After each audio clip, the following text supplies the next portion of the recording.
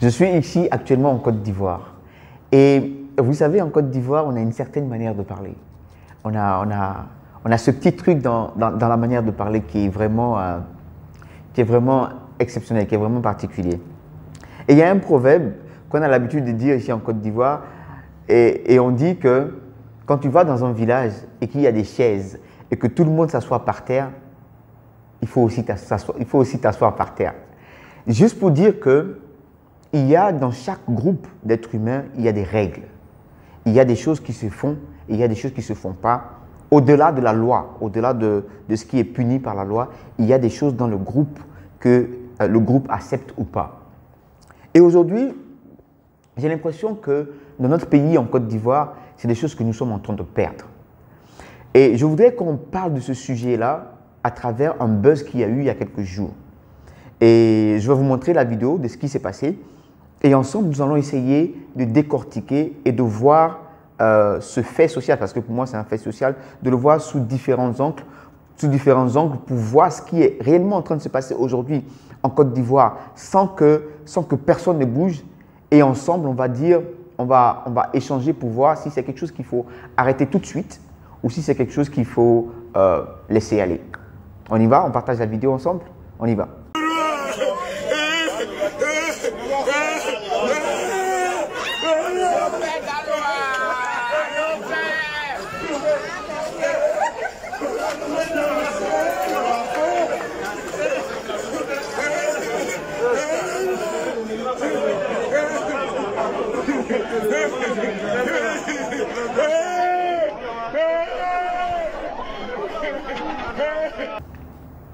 Pour ceux qui ne savent pas, le monsieur que vous avez vu en train de ramper dans cette vidéo, il s'appelle Lopère Dalois. Quelques semaines avant cela, il avait fait une vidéo, il avait balancé une vidéo sur la toile dans laquelle il était littéralement en train de pleurer en disant le nom du roi Douzdou. Le roi Douzdou, c'est le monsieur qu'il allait accueillir dans la vidéo. Et ce monsieur-là, c'est un opérateur, un homme d'affaires malien qui s'appelle Sidi Mokhtar Dembélé. Donc, c'est un monsieur très riche. Et donc, dans une précédente vidéo, Lopère Dalois, celui qui rampait bien évidemment, était en train de chanter son nom, était en train de crier son nom en pleurant. Et monsieur Sidi Mokhtar lui avait donné 1 million de francs CFA. Et selon Lopère Dalois, monsieur Sidi Mokhtar l'avait appelé pour lui dire qu'il vient à Abidjan et qu'il aurait voulu que Lopère Dalois vienne l'accueillir. Et c'est l'accueil que vous avez vu dans cette vidéo-là. Alors, beaucoup de personnes se sont indignées. Beaucoup de personnes ont dit qu'il était allé trop fort. D'autres personnes ont dit qu'il n'avait pas considéré sa famille, qu'il n'avait pas considéré ses enfants et qu'il avait mis toute sa famille dans la honte, dans le déshonneur. Et d'autres personnes avaient dit qu'il avait littéralement déshonoré la Côte d'Ivoire. Il avait vraiment été attaqué. Et c'est sur ce point-là que je voudrais qu'on échange un peu. Mais avant d'aller plus loin, je voudrais dire ceci. Vous savez, dans toute société, il y a des normes, il y a des règles. Et si ces règles-là ne sont pas respectées par des membres de la société, ils seront sanctionnés. Et il y a des normes qui sont des normes primaires que si tu ne respectes pas, tu seras sanctionné par la loi. C'est-à-dire que c'est les policiers qui vont venir t'attraper pour te mettre en prison ou bien pour t'envoyer au commissariat, si on peut dire ça comme ça. Et ces normes-là sont prévues par la loi. Okay? C'est par exemple ne pas voler, ne pas abuser des autres et tout ça. C'est des choses que si tu fais, tu auras des policiers, tu auras la loi sur ton dos parce que c'est écrit. Mais il y a des normes qui ne sont pas écrites, qui ne sont pas sanctionnées par la loi, qui sont des normes secondaires. C'est-à-dire que ce sont des lois qui ne sont pas écrites, pour lesquelles les policiers ne vont pas te poursuivre, la loi ne va pas te poursuivre, mais qui sont des lois comme ça dans le groupe. Et que si tu ne fais pas, que si tu enfreins, le groupe va te sanctionner d'une manière différente. Je donne un exemple. Il n'est pas interdit d'être homosexuel, il n'est pas interdit d'être pédé. Mais si aujourd'hui tu décides d'être homosexuel aujourd'hui, tu seras sanctionné. Tes parents vont commencer à parler, ils vont dire que tu fais la honte de la famille, tes amis vont commencer à s'éloigner de toi, les gens vont commencer à te regarder d'une certaine manière. Tout ça, c'est des formes de sanctions aussi. Donc, il y a dans le groupe des normes qui ne sont pas prévues par la loi, mais qui sont sanctionnées par le groupe. Et si vous allez souvent dans les villages, dans des groupes, on dit, ah, ça là, on ne fait pas ça. Ça là, chez nous, ça là, on ne fait pas ça. Pourtant, ce n'est pas des choses qui sont interdites par la loi. Ce n'est pas des choses qui sont interdites, pardon, par la loi. Donc, dans toute société, on a ça. On a des règles qui sont prévues, sanctionnées par la loi. Et il y a des règles, des normes qui sont pas sanctionnées par la loi, mais que le groupe a décidé que le groupe est ton éducation. Bien évidemment, le groupe t'a inculqué ça. Et toi-même, dans ta tête, tu te dis, non, attends, comment moi, il y a de PD? Non, non, il ne peut pas faire ça. Tu vois? Maintenant, ces normes-là, qui sont mises en place par le groupe, là, ça dépend des endroits, ça dépend des lieux. Par exemple, ça ne peut pas être la même chose dans un pays ou dans un autre. Je te prends le même exemple. En Europe, en France, comme dans d'autres pays européens, tu peux voir deux garçons marcher ensemble, se tenir la main, s'arrêter quelque part, s'embrasser et tout le monde les dépasse, c'est normal. Deux PD qui s'embrassent dans la rue, c'est normal, il n'y a pas de problème. Tu vois? Mais par exemple, si tu vas au Sénégal, le simple fait même de marcher comme une femme, il y a un problème. On va te tabasser dans la rue tout de suite. Tu vois? Donc ça dépend des endroits. Mais ça dépend aussi du temps. Okay? Le temps peut faire changer ces normes-là. Okay? Je te donne un exemple. Avant, il y a un moment en Côte d'Ivoire où les femmes ne portaient pas de pantalons. Si tu portais des pantalons, tout le monde te regardait comme si tu avais fait quelque chose de bizarre. Il y a une époque aussi où les femmes ne fumaient pas. Quand une femme fumait, tout le monde la regardait comme si elle avait... tout le monde en parlait. C'était vraiment bizarre, quoi. Et des femmes même n'osaient même pas fumer, n'osaient même pas faire ça. Mais aujourd'hui, on voit des femmes qui portent des pantalons. Aujourd'hui, on voit des femmes qui fument. Ça ne nous pose pas de problème. Donc, cette norme sociale-là aussi, qui est sanctionnée par le groupe, peut changer en fonction de l'époque, en fonction du temps. Maintenant, ceci étant dit, moi, la question que j'ai envie de poser, c'est vrai qu'on a sanctionné le père Dalois, c'est vrai que tout le monde a crié, c'est vrai que... Mais est-ce que finalement, c'est vraiment la faute du père Dalois? Est-ce que le père Dalois ne s'est pas permis de le faire parce qu'il est dans une société où c'est une norme qui est acceptée? Est-ce que ce n'est pas parce que dans notre société, de plus en plus, pour faire le buzz, pour avoir de l'argent, pour avoir une certaine notoriété, il faut faire des choses qui choquent. Et quand ces choses-là se font, tu es invité à la télé, les radios t'invitent, tout le monde en parle, tu es plébiscité, tu es aidé. On est allé jusqu'à inviter un chien à la télé. À qui la faute? Non, je ne demande pas à qui la faute. Le chien s'appelait à qui la faute. On est allé jusqu'à donner de la gloire à quelqu'un qui a été accusé de vol. On lui a donné un billet, parce qu'il a été accusé de vol, on lui a donné un billet pour aller à Dubaï, on l'a aidé à sortir un album. Beaucoup de situations comme ça se sont passées ici en Côte d'Ivoire. Finalement, est-ce que ce n'est pas la société, est-ce que le père Dalois n'est pas une victime de sa société? Est-ce que ce n'est pas finalement la société qui pousse les membres de ce groupe-là en leur disant, écoutez, ça, ce n'est plus interdit par le groupe, ça, c'est apprécié par le groupe, alors vous pouvez le faire. Pour aller plus loin que ça, pour montrer combien de fois la société l'a accepté, mieux même la société considère cela comme une valeur. Il y a eu une émission que j'ai vue où, sur le plateau, littéralement, tout le monde était d'accord avec ce qu'a fait le père Dalois. Et ils sont même allés au-delà de « c'est pas grave ». Ils ont dit que c'était quelque chose d'ingénieux, que le père Dalois avait été intelligent. Ils ont dit, pour dire comme eux, il a travaillé son esprit. Il a été intelligent parce que finalement, il a pu en sortir de l'argent, il a pu en sortir quelque chose. Il a pu obtenir de l'argent de M. Sidi Mota, du roi 12-12. Donc, ça veut dire que finalement, il est intelligent parce qu'il a eu de l'argent derrière. Donc, ça veut dire quoi? Que quel que soit ce que tu fais, depuis le moment où il y a de l'argent derrière, depuis le moment où tu as pu sortir de l'argent derrière, c'est bon. Je vous laisse voir cette vidéo.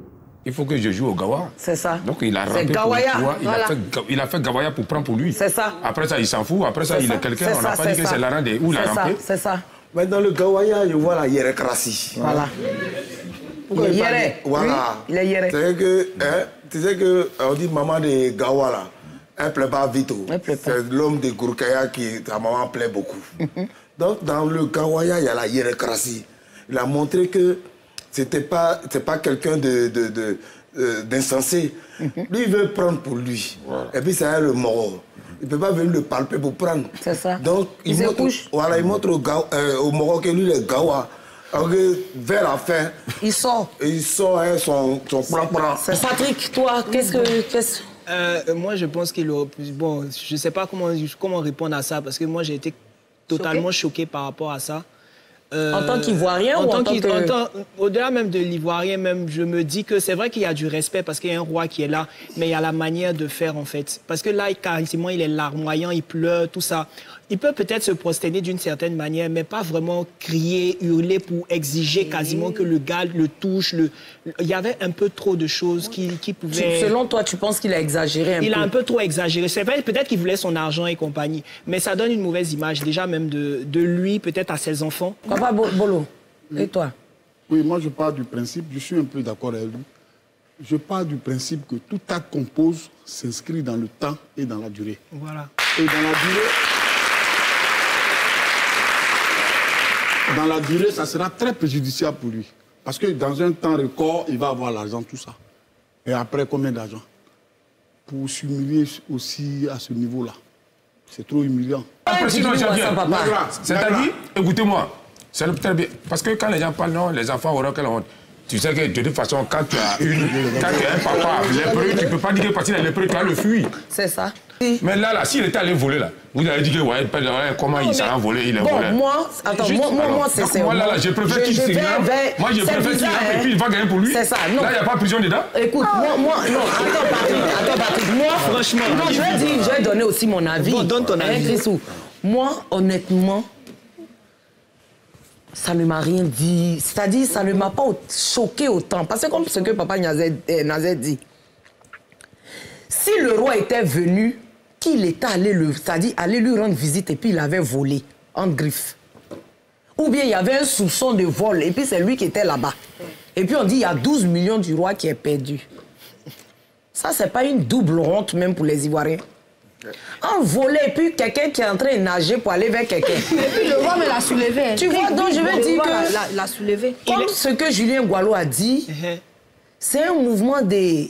Mais il travaille, non? Non, il faut laisser, il travaille. Regardez, il a fait ça là, en 2 minutes, il a eu 4 millions. En 2 minutes. Avec une voiture. Il n'a pas dit, en 2 minutes.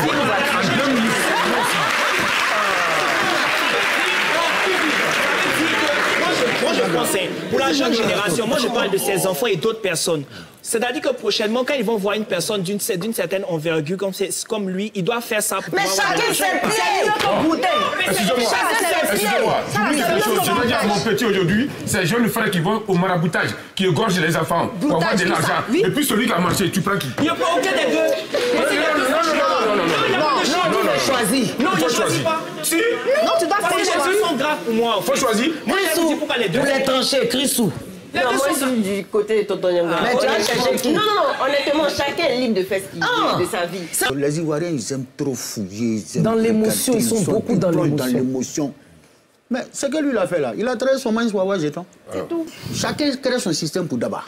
Là, il a attiré du monde sur lui. Voilà. Demain, il y a un réalisateur qui va venir, qui va lui dire, bon, passe là pour faire un film.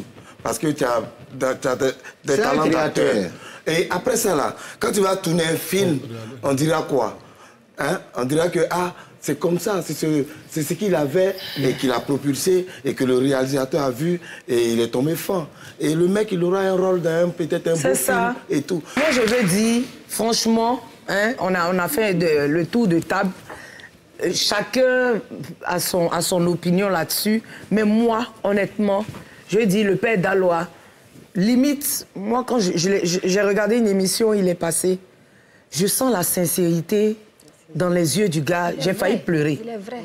J'ai failli pleurer parce que je l'écoutais et puis j'ai dit, mais il a fait quoi de mal? Il n'a rien fait. Donc, franchement, que chacun s'occupe de ses oignons. Chacun est libre de ramper. Comme vous avez remarqué dans la vidéo, il y a un monsieur qui demande au chroniqueur, je crois que son nom c'est Patrick Edouard, que je salue au passage et à qui je dis vraiment merci pour son intervention dans cette émission, qui lui dit, si on te demande de choisir entre aller voler et faire ce que le père Daloa a fait, qu'est-ce que tu fais? Mais ce n'est pas une question. Puisque aller voler, ou faire ce que le père Dalois a fait ne sont pas les seules deux options. Il y a d'autres options. Aller travailler, garder sa dignité, il y a plein d'autres options. Okay? Donc, et je pense que le chroniqueur a bien fait de dire qu'il choisit rien des deux. Parce que ce n'est pas que les deux possibilités. Et ce qui m'a le plus frappé dans cette émission, c'est quand l'animatrice dit il faut laisser les gens faire ce qu'ils veulent. Est-ce qu'on peut vraiment, je ne sais pas si elle a mesuré ce qu'elle a dit, mais est-ce qu'on peut vraiment laisser dans une société, dans un groupe d'humains, les uns faire ce qu'ils veulent? Est-ce qu'on peut laisser les gens faire ce qu'ils veulent? Est-ce que finalement, ça ne sera pas la jungle? En tout cas, moi, je veux attirer votre attention sur le fait que de plus en plus, nous sommes en train de pervertir nous-mêmes notre société. C'est vrai que quand on voit ces choses sur les réseaux sociaux, quand on rentre le soir à la maison, on veut décompresser, on veut relaxer, on regarde, ça nous fait rire, on partage avec les autres. Et c'est vrai aussi qu'aujourd'hui, les télés, les radios cherchent, l'audimat cherche à ce que les gens regardent plus leur chaîne. Donc, ils vont essayer de mettre en avant des choses qu'ils pensent que les gens ont plus aimé sur les réseaux sociaux. Mais sans nous rendre compte, en essayant de faire marcher notre télé, notre radio ou notre je ne sais pas quoi, nous sommes en train, sans nous en rendre compte, de pervertir notre société. Est-ce que nous allons laisser des valeurs à nos enfants demain, à nos petits frères demain? Est-ce qu'aujourd'hui, nos petits frères qui ont eux aussi envie de notoriété, qui ont eux aussi envie de buzz, qui ont eux aussi envie de réussir, ne vont pas aller faire des choses plus graves pour qu'on les voit, pour qu'on leur donne une place dans notre société? Si finalement aujourd'hui, ce sont ces choses-là qui donnent une place dans notre société. En tout cas, il est temps de faire très attention à ce que nous faisons. Je ne sais pas si dans certains pays, l'État essaie plus ou moins de diriger les membres de la société en mettant en avant ceux qui font des choses ceux qui font de grandes et de bonnes choses pour que les autres suivent. Je ne sais pas si aujourd'hui les télés peuvent le faire parce que de toute façon, ce qui les intéresse, c'est d'avoir de l'audience. Je ne sais pas si nous aussi, chacun de notre côté, nous pouvons faire quelque chose. Et si nous pouvons faire quelque chose, qu'est-ce que nous pouvons faire? Je te demande, s'il te plaît, de mettre dans les commentaires ta manière de voir les choses, tes propositions pour que nous essayions de donner plus de valeur à notre société, que nous essayions de donner plus de, je ne sais pas comment dire, une trajectoire différente de celle que nous sommes en train de prendre, parce que de plus en plus, les gens vont surfer sur cette vague-là qui est qu'on peut se permettre de faire des choses qui n'ont pas de valeur, on peut se permettre de faire des choses qui sont contre nature, on peut se permettre de faire des choses qui ne sont pas bien pour notre société, pourvu qu'on fasse le buzz, pourvu qu'on puisse gagner notre vie avec. En tout cas, je pense sincèrement que dans toute société, nous avons tous un devoir par rapport à notre groupe, par rapport à notre société. Moi, sur ce point-là, j'essaie de faire ma part et j'espère que vous aussi, vous allez, dans les commentaires, proposer des choses que nous allons essayer ensemble de partager pour que notre société ait un regard différent sur ce que nous sommes en train de faire aujourd'hui. C'est un plaisir, comme d'habitude, de partager cette vidéo avec vous. On est ensemble.